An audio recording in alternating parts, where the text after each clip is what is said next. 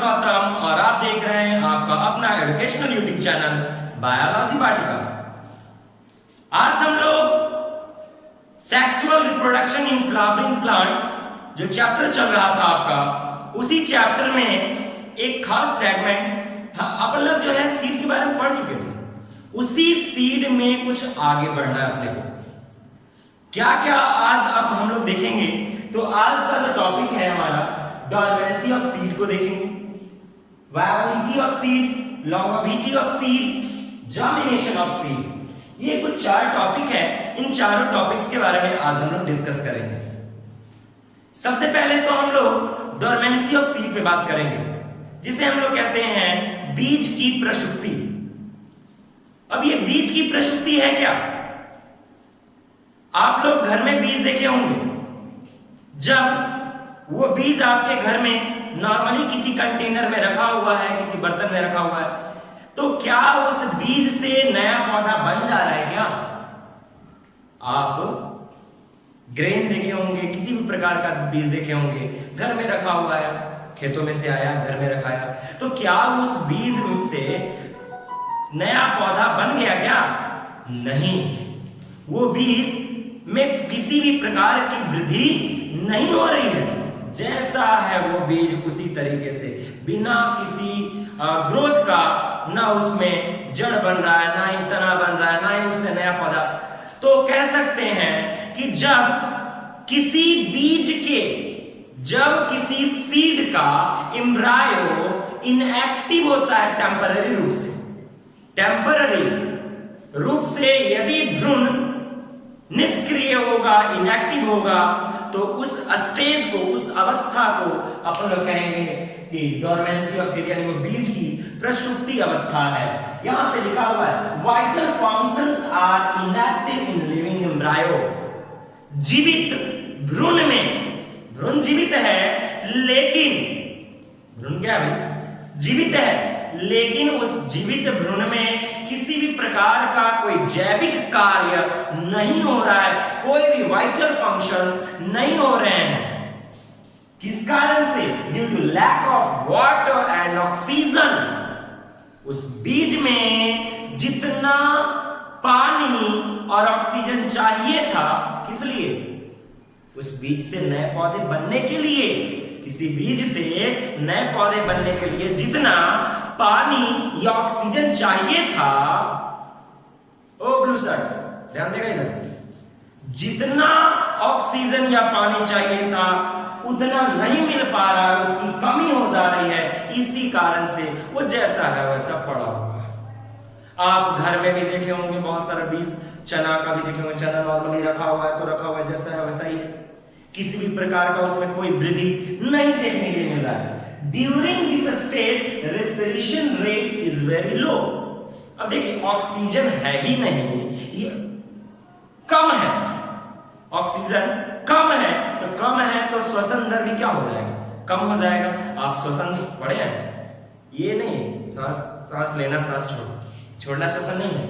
वो माइटोकॉन्ड्रिया में जो होता है ऑक्सीजन का यूज करके जो बनाता है ग्लूकोज का जो विखंडन होता है C6H12O6, और ये ऑक्सीजन के प्रेजेंस में क्या बनाता है? CO2H2O, और साथ ही साथ ATP का फॉर्मेशन करता है माइटोकॉन्ड्रिया में।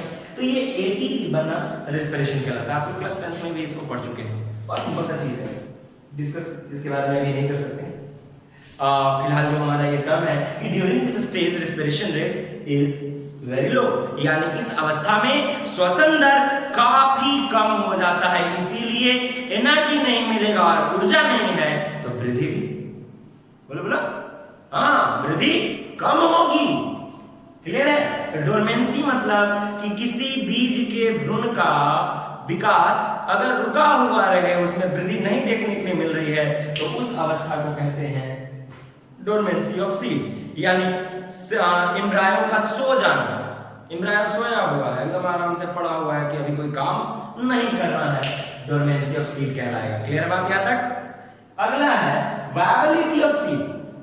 वायबिलिटी ऑफ सीड कहने का मतलब क्या है? कि किसी बीज में, देखिए लिखा हुआ है existence of life in seed, किसी बीज में जो जीवन की क्षमता है, उसी क्षमता को, उसी शक्ति को क्या कहते हैं? वायबिलिटी ऑफ सीड कहते हैं, यानी बीज की जीवत्व कहते हैं। बीज में जिंदा रहने का कैपेसिटी है। कोई बीज, जैसे घर में आप देखिए, किसी भी अच्छे बीज को पहचानने का टेक्निक हम बता रहे हैं। आप घर में कोई भी बीज लीजिए, उस बीज को एक गिलास पानी में डाल दीजिए, बहुत सारे बीज डाल दीजिए। जो बीज नीचे बैठ जाए, ठीक है, उस बीज को यदि आप रोकते हैं तो उससे पौधा बनने का चांसेस ज्यादा मिलेगा, क्योंकि इसमें वायबिलिटी अच्छा है। लेकिन जो बीज, कुछ बीज ऊपर छहला भी जाएगा, जो ऊपर छहला जाएगा उसमें वायबिलिटी की कमी है, वो बीज हो सकता है कि नए पौधे का उत्पादन न कर पाए, क्योंकि उसकी क्षमता जो है कम है। वो उसकी क्षमता उस बीज जो नीचे, जो बेस में बैठा, उसकी अपेक्षा में कम है। ठीक है, तो इस तरीके से आप अच्छे बीज और खराब बीज की पहचान भी कर सकते हैं। अगर आपको टेस्ट करना है किसी और मेथड से कि इस बीज में नए पौधे को जन्म देने की क्षमता है या नहीं है, तो उसके लिए एक रसायन का उपयोग करते हैं, TTC 2,3,5 ट्राइफेनाइल टेट्राजोलियम क्लोराइड। ये जो केमिकल है, इस केमिकल के थ्रू आप टेस्ट कर सकते हैं किसी भी सीड को। जैसे ये केमिकल उस सीड पर डालेंगे, यदि उसका कलर पिंक हो जाता है देन वायबिलिटी है, नहीं कलर चेंज होता है तो वायबिलिटी नहीं है। तो ये टेस्टिंग है। इस टेस्टिंग के माध्यम से हम बीज में ये पता कर सकते हैं कि वो नए पौधे को जन्म देने के लिए सक्षम है या नहीं है। बात क्लियर है यहां तक? उसके बाद हम लोग देखेंगे लॉन्गेविटी ऑफ सीड, यानी बीज कितने दिन तक अगर बीज को रखे रहे तो वह अंकुरित हो सकता है, जर्मिनेट हो सकता है, नए पौधे का उत्पादन कर सकता है। तो ये बहुत अलग अलग बीजों में अलग अलग क्षमताएं होती है। कुछ जो है आपके एनसीईआरटी बुक से उठाया गया पॉइंट है, जो कि आप देख सकते हैं यहाँ पर। जैसे लेगुमिनेसी के बारे में बोले, दलहन पौधे में देखें तो दाल को यदि हम 5 से 10 वर्षों तक भी अगर घर में रखे रह लिए और फिर उसके बाद हमने रोपा तो भी उससे नया पौधा बन सकता है। तो उस बीज की जीवन क्षमता जो है मतलब कितने दिन तक वो जीवित रह सकती है? 5 से 10 वर्षों तक वो जीवित रह सकती है। वो बीज नॉर्मली आप रखे रख सकते हैं और रखे फिर 10 साल बाद भी आप अगर उसको रोपिएगा तो उससे नया पौधा बन जाएगा। उसी तरीके से निलंबन न्यूसिफेरा, ये आप लोग देखे भी होंगे, हमारा राष्ट्रीय पुष्प कह सकते हैं। कौन सा है? कमल। तो कमल में देखा गया है कि 2000 वर्षों के बाद भी उस कमल के बीज को यदि रोपा गया तो उससे नया पौधा का निर्माण हो गया। तो यहाँ पर एक चीज देखने को मिल रहा है कि ये वेरिएबल है, अलग अलग पौधों में ये अलग अलग देखने के लिए मिल रहा है। एक और देख सकते हैं ल्यूपाइनस में एक रिकॉर्ड के अनुसार देखा गया ये कितना 10,000 साल, 10,000 वर्षों तक, 10,000 वर्षों के बाद भी उस बीज को यदि रोपा गया तो उससे नया पौधा का निर्माण हो गया। एनसीईआरटी आप पढ़िएगा तो उसमें आपका एक और लाइन मिलेगा, डेट पाम,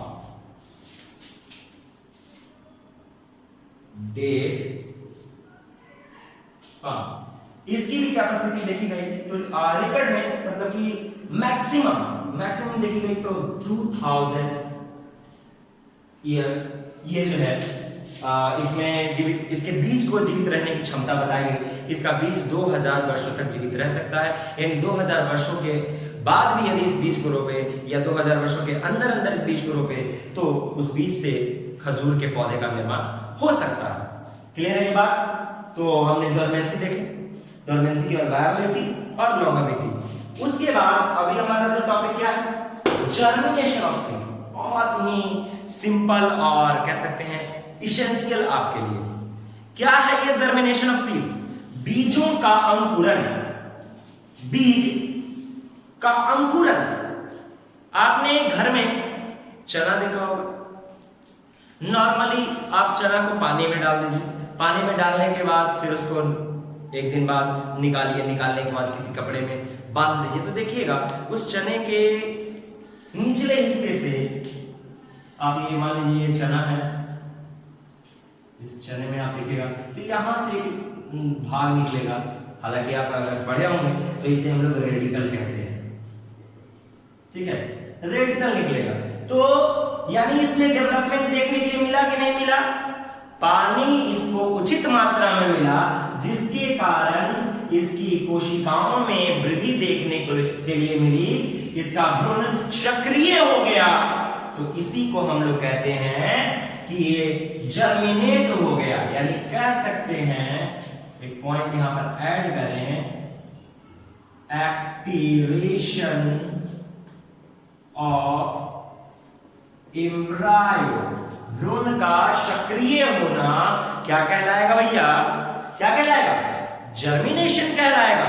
किसी भी बीज में उसके भ्रूण का सक्रिय होना जर्मिनेशन कहलाएगा।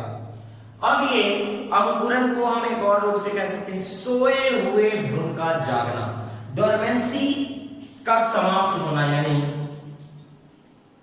End of dormancy. किसी बीज में डोरमेंसी खत्म हो गया, यानी वो जो सोया हुआ भ्रूण था वो जाग गया, तो उसे हम लोग, उस अवस्था को हम लोग कहते हैं कि जर्मिनेशन। वो जर्मिनेट हो गया, अंकुरित हो गए, अंकुर गए। अब ये अंकुरन दो टाइप का देखने के लिए मिलता है। कौन कौन सा भैया? एक इपीजियल जर्मिनेशन और दूसरा हाइपोजियल जर्मिनेशन। जर्मिनेशन कितने टाइप के? दो टाइप के। कौन कौन सा? इपीजियल और हाइपोजियल। इपीजियल जर्मिनेशन जो है, इस जर्मिनेशन में, किसमें भैया? इपीजियल जर्मिनेशन में हाइपोकोटाइल, हाइपोकोटाइल तेजी से इंक्रीज होगा, बहुत तेजी से बढ़ेगा। जैसे कि आप लोग किसी बीज में देखे होंगे, यहाँ पर हम एक बीज बना रहे हैं, मान लीजिए कोई बीज है, इस बीज से निकला रेडिकल, और आपको पता होगा मूलांकुर, रेडिकल मतलब मूलांकुर, इस और यहाँ पे ये बीज पत्र है, ये आपका कॉटिलेडन है, कॉटिलेडन। अब बीज पत्र के नीचे वाला हिस्सा को हम लोग कहते हैं कौन सा कोटाइल? हाइपोकोटाइल। तो यदि हाइपोकोटाइल में तेजी से वृद्धि हो, किसमें वृद्धि होगा? हाइपोकोटाइल में तेजी से वृद्धि होगा, तो उस टाइप का जर्मिनेशन कहलाएगा इपीजियल जर्मिनेशन। ठीक है, ये बीज में जो बीज पत्र है, उस बीज पत्र के निचले हिस्से को हम लोग क्या कहते हैं? हाइपोकोटाइल। और अगर यही तेजी से बढ़ना चालू कर जाए तो इस प्रकार का अंकुरन कहलाएगा इपीजियल जर्मिनेशन। जैसे कि हम यहाँ पर एक सीड को देख रहे हैं, ये सीड है कैस्टर का, आप लोग देखे होंगे, जिसे हम लोग रेडी कहते हैं। तो कैस्टर के सीड को यदि हम मिट्टी में डालें तो क्या कैसे देखने के लिए मिलता है कि कैस्टर के सीड में पहले तो जर्मिनेशन होगा, स्टार्टिंग का जर्मिनेशन, जिसके कारण आपका हाइपोकोटाइल बढ़ेगा और रेडिकल का फॉर्मेशन होगा, मूलांकुर बनेगा। ये है आपका रेडिकल, ये है आपका हाइपोकोटाइल। ठीक है, जैसे जैसे ये हाइपोकोटाइल तेजी से बढ़ता जाएगा तो ये क्या होगा कि बीज का जो कवर है, जिसे हम लोग सीड कोट कहते हैं, बीजाणु, वो फट जाएगा, और फटने के बाद अंदर का जो बीज पत्र है, बीज का छिलका हट गया, ये बीज का छिलका है, ये बीज का छिलका हट जाएगा, और अंदर का जो पार्ट जो कि बीज पत्र है वो बाहर की ओर निकलेगा। हालांकि ये भाग स्टार्टिंग में हरा होगा, क्योंकि प्रकाश संश्लेषण, फोटोसिंथेसिस कर सके और भोजन का निर्माण कर सके। उसके बाद ये वाला जो हिस्सा है, जिसे हम लोग कहते हैं प्लूमुल, परांकुर, इस प्लूमुल से फिर बनेगा लीफ, पत्तियां, तब जाकर के ये ग्रोथ देखने के लिए मिलेगा। तो अगर वृद्धि किसमें मिले, ज्यादा वृद्धि किसमें मिले? हाइपोकोटाइल में मिलेगा, तो उस टाइप के जर्मिनेशन को क्या कहते हैं हम लोग? Epigeal germination. जैसे हम एग्जांपल देख सकते हैं कैप्सुला, कैस्टर, बीन, नीम, कॉटन, इन सभी में इस तरीके का जर्मिनेशन देखने के लिए मिलता है। माने कि बीज पत्र बाहर निकल जाएगा, ये बीज, ये पहले तो यहाँ पे ऐसा आया, नीचे की ओर रेडिकल आया, और रेडिकल में ग्रोथ तेजी से होने के कारण ये ऊपर की ओर उठ गया, और देखिए ये बाहर की ओर निकल गया, कॉटिलेडन, कॉटिलेडन जैसे बाहर निकला तो ये फिर फैल गया, फैलने के बाद फिर प्लूमुल का डेवलपमेंट हुआ, लीफ बना, फिर उसमें लीफ में डेवलपमेंट होगा, फिर ब्रांचेस बनेंगे। उसी तरीके से यहाँ पर जो हम लोग देखेंगे अगला, वो है हाइपोजियल जर्मिनेशन। ठीक है, ये हमारा हाइपोजियल जर्मिनेशन। हाइपोजियल जर्मिनेशन को हम लोग देखेंगे। हाइपोजियल जर्मिनेशन में इपिकोटाइल तेजी से बढ़ता है, यानी बीज पत्र में आप देखे होंगे, जो ये मान लेते कोई बीज पत्र है, चना का जब छिलका आप हटाएगा ना तो आपको ऐसा दिखेगा, ये आपका है ऐसा, ठीक है। चना का जब छिलका हटाएगा तो आपको ऐसा दिखेगा। ये जो दिखेगा ये आपका कॉटिलेडन है, बीज पत्र है। ये जो है ये हाइपोकोटाइल है, यहाँ पर जो है ये इपिकोटाइल है।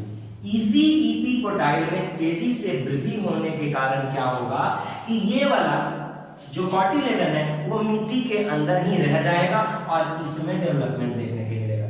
यानी इपिकोटाइल में डेवलपमेंट देखने के लिए मिल रहा है। यहाँ पर देख सकते हैं ये चना का बीज हमने रोपा, चना का बीज जैसे ही रोपे तो क्या होगा कि ये तो रेडिकल निकला, रेडिकल निकलने के बाद तुरंत रेडिकल जैसे ही निकला तो तुरंत देखेंगे हम कि यहाँ पर किसमें इपिकोटाइल में डेवलपमेंट जो मिला, और इपिकोटाइल डेवलप होकर के प्लूमुल, ऊपर जो प्लूमुल है वो प्लूमुल भी डेवलप हुआ। तब इस प्लूमुल से क्या बना, नया पौधा बना। तो इपिकोटाइल और इपिजियल जर्मिनेशन और हाइपोजियल जर्मिनेशन में हम लोग डिफरेंस भी देख पाएंगे कि इसमें हाइपोकोटाइल के डेवलपमेंट के कारण बीज पत्र मिट्टी से बाहर आ जाते हैं, लेकिन हाइपोजियल जर्मिनेशन में देखते हैं कि इपिकोटाइल का डेवलपमेंट होता है जिसके कारण बीज पत्र मिट्टी के अंदर ही रह जाते हैं। तो ये दो टाइप का मेन जर्मिनेशन है। इसके अलावे इन अंकुरन के अलावे एक स्पेशल टाइप का जर्मिनेशन है और ये जर्मिनेशन कहलाता है विविपेरी, ठीक है। इसे हम लोग विविपेरी भी कहते हैं। और इस टाइप का जो जर्मिनेशन है, जो विविपेरी जर्मिनेशन है, वो दलदलीय क्षेत्र में या नमकीन क्षेत्र में उगने वाले पौधों में देखने के लिए मिलता है। जैसे कि बहुत सारे ऐसे पौधे हैं, नॉर्मली ये जितना भी धरती पर हम लोग बीज देख रहे हैं उस बीज में क्या देखते हैं, फर्स्ट ऑफ ऑल हम लोग देखते हैं कि वो बीज है। उस बीज को नॉर्मली यदि हम रखे हुए हैं, उस बीज मतलब पेड़ से बीज को अलग किए, अलग करने के बाद कुछ समय रखे, रखने के बाद अगर रोपे तो उसमें अंकुरन होता है, या तुरंत भी रोपे तो भी अंकुरन हो सकता है। लेकिन कुछ ऐसे पौधे हैं जिनके बीज जैसे ही बनते हैं तुरंत अंकुरित हो जाते हैं, बना और अंकुरित हो गया, टाइमिंग नहीं, यानी उसमें डोरमेंसी जो अभी देखे प्रसुप्ति, वो प्रसुप्ति नहीं होगा, यानी उसमें भ्रूण सोएगा नहीं, निष्क्रिय नहीं होगा, डोरमेंसी का कोई स्टेज ही नहीं है उसमें। जैसे कि आप देख सकते हैं it is a special type of seed germination, यह बीज के अंकुरन का एक विशेष प्रकार है, which is characteristics of mangrove plant। ये जो है दलदलीय क्षेत्र में उगने वाले पौधों का ये विशेषता मान सकते हैं, उनका ये खास विशेषता है। जैसे कि राइजोफोरा और भी बहुत सारे पौधे आप देख सकते हैं, सेरोकोस, तो बहुत सारे ऐसे पौधे हैं जो दलदलीय क्षेत्र में उगते हैं। उन पौधों में क्या देखने के लिए मिलता है कि बीज कब अंकुरित होगा, पेड़ पौधे से अलग होने के बाद नहीं, पेड़ पौधे में जुड़ा हुआ है। जैसे ही ये प्लांट है, ये पेड़ है, उसी में ये फल लगा, उसी में बीज लगा, और ये लगे लगे ही इसमें अंकुरन हो जाएगा। जैसा कि डायग्राम यहाँ पर बनाया गया है, ये प्लांट है, इसी प्लांट से ये फल लगा हुआ है और इसी फल में देखिए अंकुरन देखने के लिए, यानी पेड़ में लगे लगे उसमें अंकुरन हो गया, तो ये कहलाएगा विविपेरी। और जनरली अंकुरन कितने टाइप का होता है, 2 टाइप का। तो ओवरऑल आप सीड के बारे में आप सीख पाए होंगे कि आखिर ये सीड में कौन कौन सी घटनाएं घट रही है। तो फिलहाल आज के लिए इतना ही, फिर मिलेंगे हम लोग नेक्स्ट लेक्चर में, तब तक के लिए धन्यवाद।